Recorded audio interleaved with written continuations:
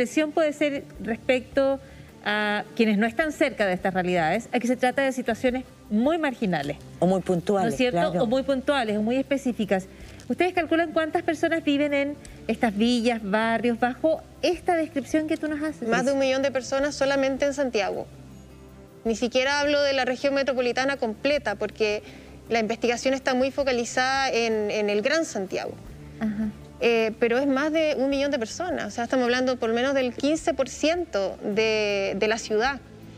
Y esta historia no es nueva para esos sectores, o sea, esto ya lo contamos el 2009, el 2012, y probablemente hay mucha gente que va a enfrentarse a esta información, a este reportaje, va a leer los textos, va a ver el mapa y va a decir, pero esto no es nuevo, si esto lo estamos sufriendo hace mucho tiempo. Y es cierto, pero hay un sector minoritario, creo yo, de una élite principalmente, y que lamentablemente ahí están las personas que toman las decisiones, que no se están haciendo cargo de este problema y están haciendo la vista gorda. Cuando tú hablas, perdón, pero cortito, nos diste muy clara la descripción, por ejemplo, de cartero, ¿no? La distribución del correo es una cuestión que se da sentada en distintos lugares. ¿Qué pasa, por ejemplo, con una ambulancia en una zona como esa? Las ambulancias tienen que esperar que la policía asegure la zona antes de entrar. Y ustedes imaginarán el tiempo vital que se pierde. Y muchas veces, las mismas personas de la ambulancia nos decían, muchas veces Carabineros no responde. Y nosotros no vamos a exponer a nuestros funcionarios o a nosotros mismos a entrar a esa zona ante la amenaza de que nos llegue un balazo, de que nos amenacen, de que el baleado fue baleado por una persona que trató de asesinarlo de la banda rival. No a querer que llegue el funcionario de ambulancia a revivirlo. Hay historias. La atención, claro. Claro, y recogimos historias de trabajadores que llegaron con la ambulancia, comenzaron a tratar a la persona con la pistola en la cabeza. Entonces, y son funcionarios que ni siquiera tienen un seguro de vida o una bonificación que les reconozca ese peligro. Es tremenda la situación. Estamos conversando con Gabriela Pizarro. Es tremenda la investigación, además, que logra dar luz respecto a esta situación en la investigación de CIPER, que, como tú decías, se va reiterando y va mostrando además cómo este fenómeno se empieza a expandir un poco más cada año. Se visualiza, ¿no? Hay una visualización de la zona. Claro, y empezaron también a formarse macrozonas, o sea, barrios que nosotros en el 2012 vimos que era solamente un barrio, y ahora volvemos a revisar la misma zona y esto ha crecido. Conurbaciones. Conurbaciones controladas por el narco. Ahora, ¿esto alcanzó a tomar periodo pandémico o fue previa a la investigación? No, fue en plena pandemia. En plena pandemia. Sí. Y en la medida en que las cuarentenas se recrudecieron, ¿cómo afectó eso?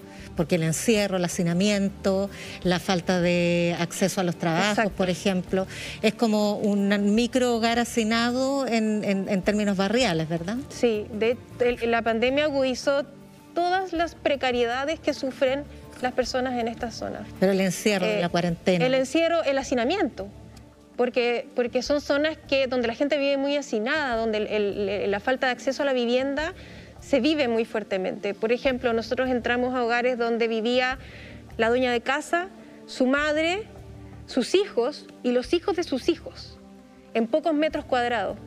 Y eso no es algo extraño, fue una regla que nosotros vimos en todas las zonas que visitamos.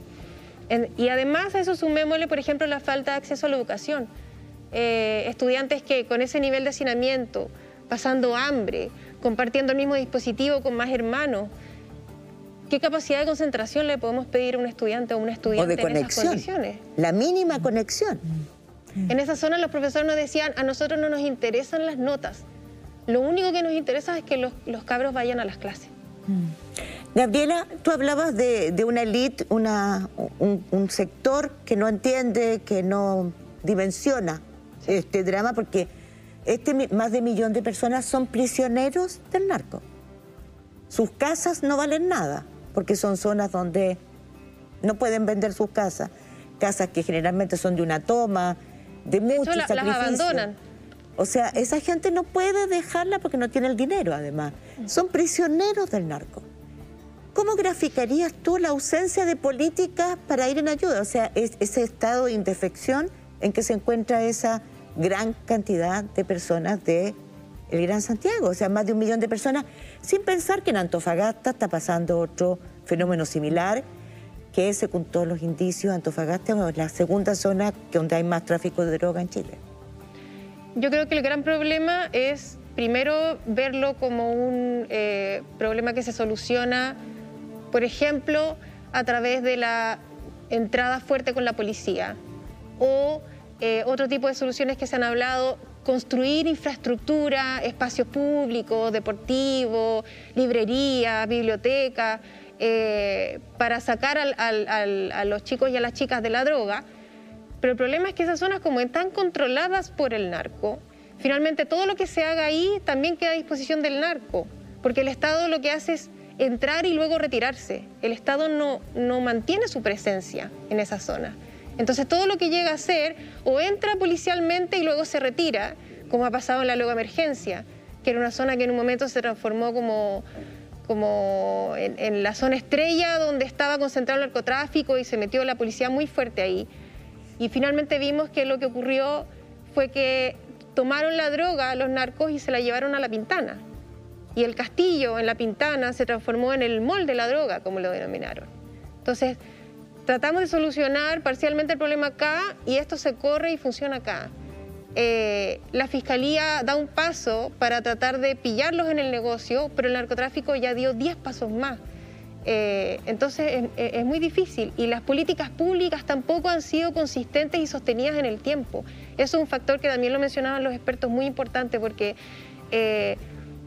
son tantas las cosas que se tienen que hacer y a tantos niveles y los resultados se van a ver en décadas, no ahora. Y eso es poco atractivo para un político que está buscando votos y que está buscando el éxito inmediato. Gabriela, en algunos de los aspectos más visibles probablemente de este fenómeno, la opinión pública observa, por ejemplo, fuegos artificiales, ¿no es cierto? Descontrolados en algunos momentos, sí. O a veces observa cortejos fúnebres, incluso durante la pandemia, ¿no? Estos funerales que son muy, sí. muy vistosos. ¿Qué rol cumplen, por ejemplo, estas que son como señales que logran traspasar estas fronteras invisibles de estas villas y son observables o se miran desde el resto de la ciudad? Bueno, lo que sale principalmente en las noticias, que son los fuegos artificiales, los secuestros, los asesinatos. Las quitadas de droga, ¿no? Las quitadas de droga también, que tiene que ver con la presencia del armamento fácil en las poblaciones. Y hay un punto muy particular con el tema de los fuegos artificiales, porque sabemos que es algo que está prohibido, pero a ciertas horas de la noche la coordinación para lanzar estos fuegos artificiales es increíble y se siente en distintas partes de la capital. Claro, perdón, no es algo que la gente vea en las noticias, es algo que se escucha desde distintos lugares. Claro, yo pues sí creo que llega un punto en que es tanto que termina rebotando el tema en las noticias, pero como algo no se toma realmente. ¿Qué rol cumplen ese tipo de gestos? Por ejemplo, ¿qué rol cumple el fuego artificial? El fuego de artificio es para avisar la llegada de la droga, por ejemplo. En otras ocasiones es para celebrar algo. Porque al final lo que está diciendo el narco es: yo tengo el control de este lugar y yo hago lo que se me da la gana. Ese es el mensaje que está enviando. A pesar de que esos fuegos artificiales podrían incendiar la casa de los vecinos, pero le da lo mismo.